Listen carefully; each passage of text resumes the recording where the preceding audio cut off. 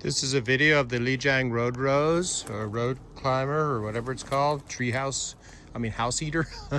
They call it in Australia because it can grow big. It's an old rose from the Lijiang area in China. Mine came from Florida, from a nursery that got a hold of it somehow, and I put myself on a waiting list. We're in Zone 7A here in New York, in the Hudson Valley, north of New York City. And it's blooming really good this year after a really cold and horrible winter. This is the best side of it. Daylily is the side facing away from the sun. It does need to be cut back because it got way bigger than I thought it was going to get in terms of its size, but I should have known it would be big since I think R. gigantea is one of its parents, possible parents. I saw the picture in Martin Rick's book on roses, and I said, I got to have this thing. And I coddled it the first couple of years. It does get some dieback. You can see a dead cane there from winter kill. I nipped most of those off, but it came into good flower this spring. It's a once bloomer for me. I have read it may occasionally throw flowers again. As it gets bigger, maybe that's what it's going to do.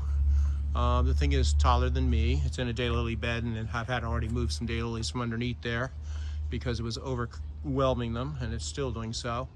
It'll get a trim after it flowers, and then we'll see what it does after that. But I probably should have placed it in a better spot in terms of playing well with others, because it's a big honker of a rose. Gorgeous flowers though, not something you see very often. I'm sure it would grow really well in a place like Carolina or whatever. Lijiang is not that cold nor that warm actually in China. It's a little higher elevation, but it's not fiercely cold in winter. And the flowers smell nice too. They smell like a tea rose to me. And it fared better than a lot of teas did. You can see, under here is some of the tea rose here. I think that's Pope John Paul, which never does that great for me. And then it overwhelmed Paul Neyron is the rose here. This poor thing is overwhelmed. I'm gonna have to move it. But yeah, it's got gorgeous flowers. That shade of pink is to die for. Lots of buds this year, lots of flowers that will set seed. There's a boule de neige under it. That one's going to make a lot of flowers, but that cane's sticking over it, so it's kind of an issue. This rose demands space. That's what it wants. And the wall probably helps it a little bit with winter hardiness. But like I said, this was one of the roughest winters we've had, and certainly the hardest since I've had this rose. And it did better than many others did, and is blooming really well this spring, so I'm really happy about that. So maybe you can push a little bit in terms of zone with this thing.